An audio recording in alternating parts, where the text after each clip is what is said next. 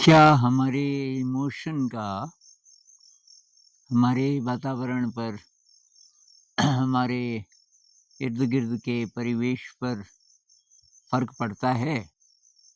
तो भई इस पर बहुत सारी स्टडीज़ हो रही हैं आजकल और जहाँ तक साइंस पहुँच सकती है तो उनके कंक्लूज़न ये हैं कि बहुत ज़्यादा फ़र्क पड़ता है।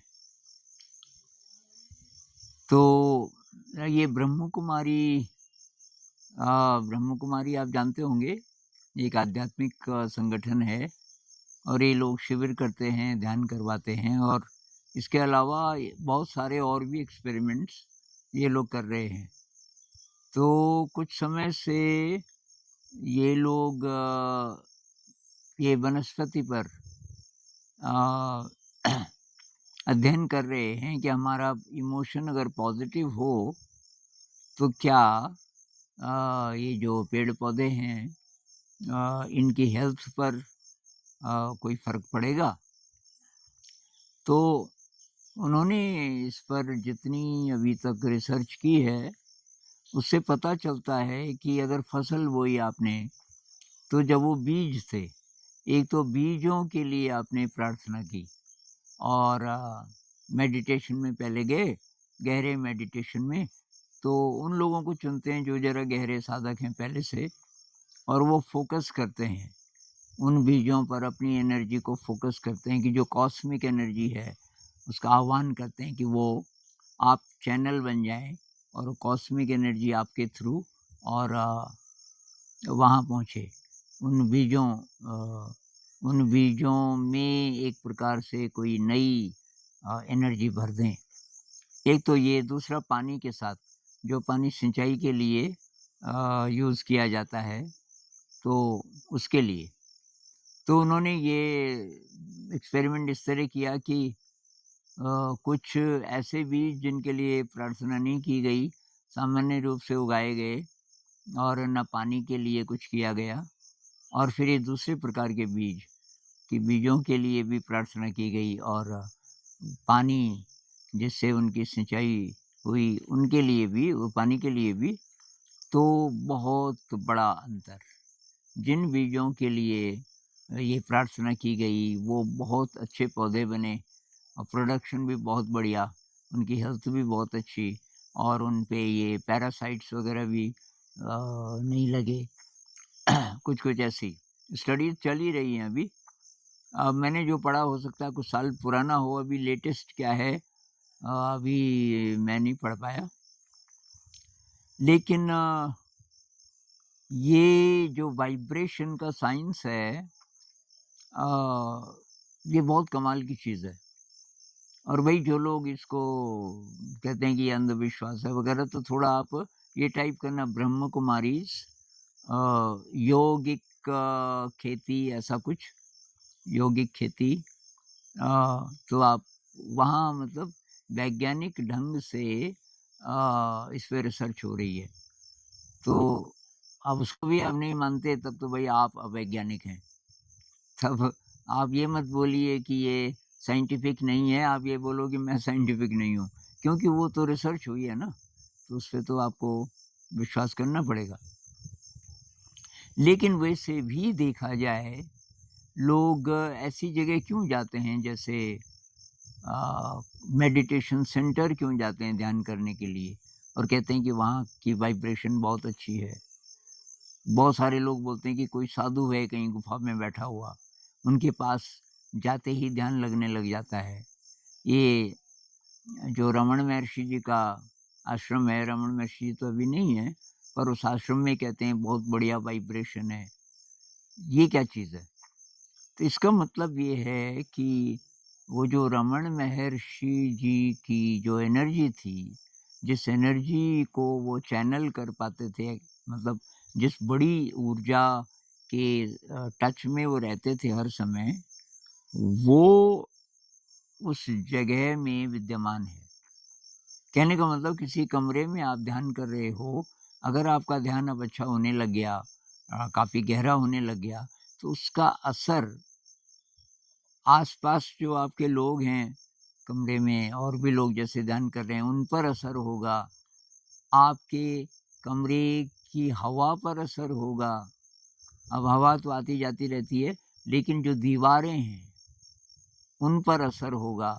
अब कोई गुफ़ा खाली हो गई और वहाँ लोग जाते हैं कि वहाँ कुछ है, उनको महसूस होता है। अब नहीं है वहाँ, कोई बाबा जी रहते थे, उनकी डेथ हो गई। वो एनर्जी कहाँ है स्टोर्ड? कहीं तो है ना?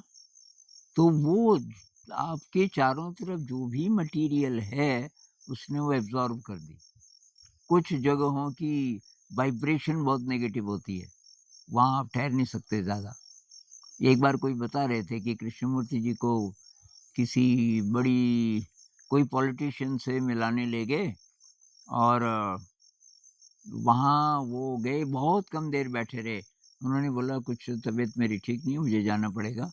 फिर कहने लगे इस कमरे में कुछ हुआ, कोई बड़ी घटना हुई अ, और फिर बाद में विश्वसनीय सूत्रों से पता चला कि वहाँ कोई मर्डर हुआ था शायद, कुछ समय पहले। तो ये जो वाइब्रेशन है नेगेटिव एक्ट्स की, वो भी वहाँ रह जाती है। और इसीलिए बहुत सारे लोग यज्ञ करते हैं ना, हवन करते हैं उसको पवित्र करने के लिए। तो बुद्धिस्ट लोग ये तो नहीं मानते, वो ध्यान करते हैं। कोई भी जगह है, कितनी भी खराब मानी जाती है तो वहाँ आप ध्यान करो बहुत गहरा, तो फिर वो धीरे-धीरे शुद्ध हो जाएगी। तो अगर ऐसा है भई, तो फिर जहाँ-जहाँ इंसान रहते हैं, अगर वो ध्यान में रहने लग जाएँ ज़्यादा, तो बहुत सारी समस्याएँ पैदा ही नहीं होंगी और बहुत सारे लड़ाई झगड़े होंगे ही नहीं। तो मैंने ये डांस ऑफ द वीक किताब में ये कॉन्सेप्ट दिया है माइंड फील्ड का। माइंड फील्ड का मतलब है कि एक ही इंसान का भी फील्ड होता है, साइकिक फील्ड कह लो कि जो ध्यान में गहरे जाने लग गया, उसके इर्द-गिर्द एक प्रकार का जैसे इलेक्ट्रोमैग्नेटिक फील्ड है, ऐसे ही ये वाइब्रेशनल एक फील्ड बन जाता है और उस फील्ड के संपर्क में कोई भी इंसान आएगा, कोई प्राणी आएगा, तो उसको पॉज़िटिव एनर्जी मिलेगी। लेकिन जहाँ ज़्यादा लोग रहते हैं, वहाँ बहुत पावरफुल एक फ़ील्ड बन सकता है जिसको मैं माइंड फ़ील्ड बोलता हूँ। माइंड और ब्रेन इसमें मैंने अंतर बताया है। ब्रेन का मतलब है कि ये न्यूरॉन्स से बना हमारा स्ट्रक्चर और माइंड में बोलता हूँ उस एनर्जी को, जो ब्रेन से काम करवाती है। उसको हायर इंटेलिजेंस कह लो, उसको सुपर कॉन्शियसनेस कह लो, कुछ भी कह लो, मैं उसको माइंड बोलता हूँ।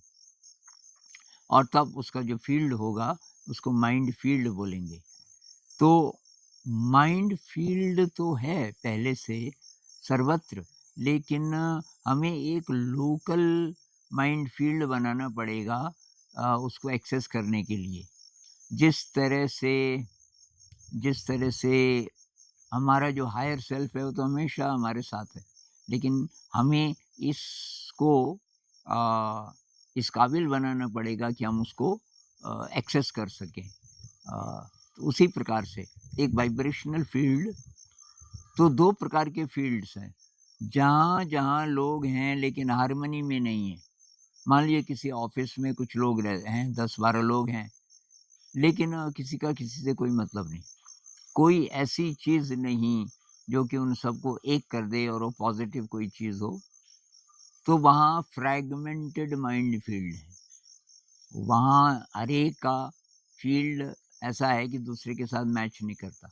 अगर वो सब के सब ध्यान करने लग जाएँ एक साथ और प्यार से रहना सीख जाएँ, पॉज़िटिव इमोशन का अभ्यास करें, तो तब वहाँ एक हार्मोनियस माइंड फ़ील्ड बनेगा। मतलब अच्छा माइंड फ़ील्ड बनेगा और बहुत पावरफुल और उससे कई चीज़ें, कई मुश्किलातें अपने आप सॉल्व होती जाएँगी। तो ये जहाँ-जहाँ ज़्यादा लोग रहते हैं, जैसे फैमिली में हो सकता है, 2 ही भी रहते हैं हस्बैंड-वाइफ तो भी चलेगा। अ, और जैसे स्कूल में माइंड फ़ील्ड बन सकता है। कॉलेज में, यूनिवर्सिटी में, किसी-किसी यूनिवर्सिटी में हज़ारों में स्टूडेंट्स होते हैं। अगर ये तरीका उनको पता हो माइंड फ़ील्ड तैयार करने का, तो वहाँ जो चमत्कार होंगे, नई-नई रिसर्च और नई-नई विद्याओं में स्टूडेंट्स पारंगत होते जाएँगे। किसी को स्ट्रेस नहीं होगा, किसी को कोई प्रॉब्लम नहीं होगी। लेकिन तब केवल सामूहिक ध्यान से नहीं होगा। सामूहिक ध्यान को सपोर्ट करने वाली चीज़ों का हमें पालन करना पड़ेगा। जैसे कॉम्पिटिशन नहीं होना पड़ेगा। पढ़ाई कर रहे हैं किसी रिज़ल्ट के लिए नहीं, बल्कि उसमें इंटरेस्ट है, पैशन है इसलिए। तो ये मैं पहले भी बोल चुका हूँ वैसे तो।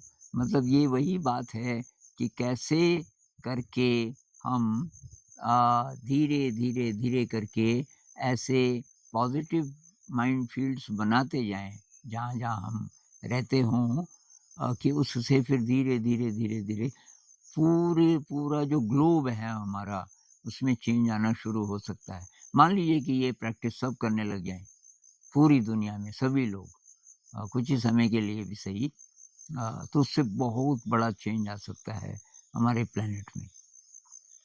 कुछ लोग कहते हैं कि जी इसकी ज़रूरत नहीं है, सब ठीक-ठाक है, केवल वर्तमान में जीना सीख लो। तो भी वही बात है, कैसे सीखोगे वर्तमान में जीना? तो वर्तमान में जीने में प्रॉब्लम क्या है? प्रॉब्लम थॉट है, जो पास्ट की तरफ ले जाता है, फ्यूचर की तरफ ले जाता है। तो उसके साथ काम करना पड़ेगा ना। तो वो कैसे करेंगे? उसके लिए मेडिटेशन है। मेडिटेशन हमें सिखाता है कि कैसे करके धीरे, धीरे, धीरे, धीरे, धीरे, धीरे हम अपने में ही रम जाते हैं। तो पीछे की याद, आगे के विचार सब काफ़ी देर के लिए गायब हो जाते हैं। तो ये एक तरीका है। फिर मेडिटेशन को सपोर्ट करने वाली चीज़ें कि भई सेवा, कंपैशन, क्रिएटिविटी, ग्रैटिट्यूड, ह्यूमिलिटी, इन सब का पालन करना पड़ेगा। अंधविश्वास की तरह नहीं, ये समझ के कि ये फ्रेंडली है। मेडिटेशन के लिए ये सारी चीज़ें अनुकूल वातावरण बनाती हैं। उसी तरीके से ये आपका शील है, हिंसा नहीं करना, चोरी नहीं करना, झूठ नहीं बोलना, नशा नहीं करना इत्यादि। तो ये भी क्यों? ये नहीं कि अब कि जी इसको अच्छा माना जाता है, बल्कि इसलिए कि ये सहायक है ध्यान में। नमस्कार।